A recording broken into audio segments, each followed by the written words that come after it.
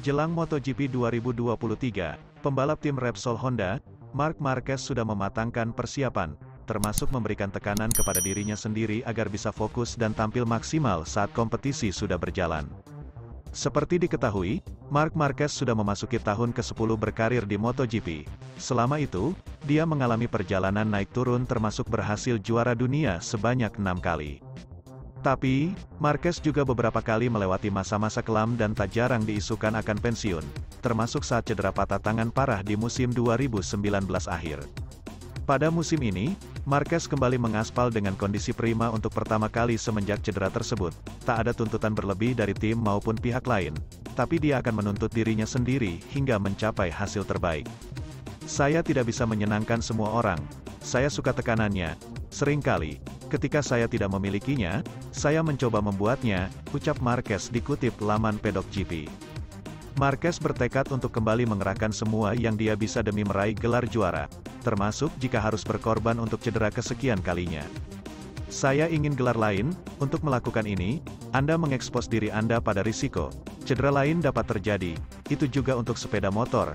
Kalau tidak, siapapun akan mengalahkan motornya, lanjutnya. Langkah pertama adalah saat tes pramusim di sirkuit Sepang, Malaysia pada 10-12 Februari kemarin. Marc Marquez mencoba segala hasil perubahan dan evaluasi Honda untuk musim depan.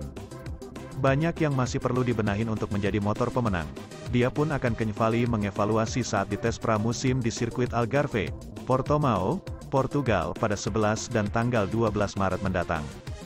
Honda adalah yang pertama tertarik untuk mengubah banyak hal. Ada kalanya harus bertahan dan kini saatnya bersatu. Ini tidak berubah dalam semalam. Kita lihat saja di Portimao. Lalu saya dapat mengatakan, kita bisa berada di sana atau tidak, pungkasnya. Sementara itu legenda MotoGP, Dani Pedrosa, membeberkan sosok pembalap terkuat di tes pramusim MotoGP 2023. Bukan Francesco Bagnaia apalagi Marc Marquez, dia menyebut nama Jorge Martin. Ya, tes pramusim MotoGP 2023 sudah digelar pada awal Februari tahun 2023 di sirkuit Sepang, Malaysia. Hasilnya, sejumlah pembalap berhasil bersinar dalam mengemudikan motor balap barunya. Pedrosa sendiri menyebut satu nama pembalap yang dinilainya paling kuat. Dia adalah rider tim satelit Ducati, Pramac, yakni Jorge Martin. Jorge Martin memang tampil ciamik dalam tes pramusim MotoGP 2023. Dia bahkan sempat bertengger di urutan teratas dalam tes itu, tepatnya terjadi pada hari kedua.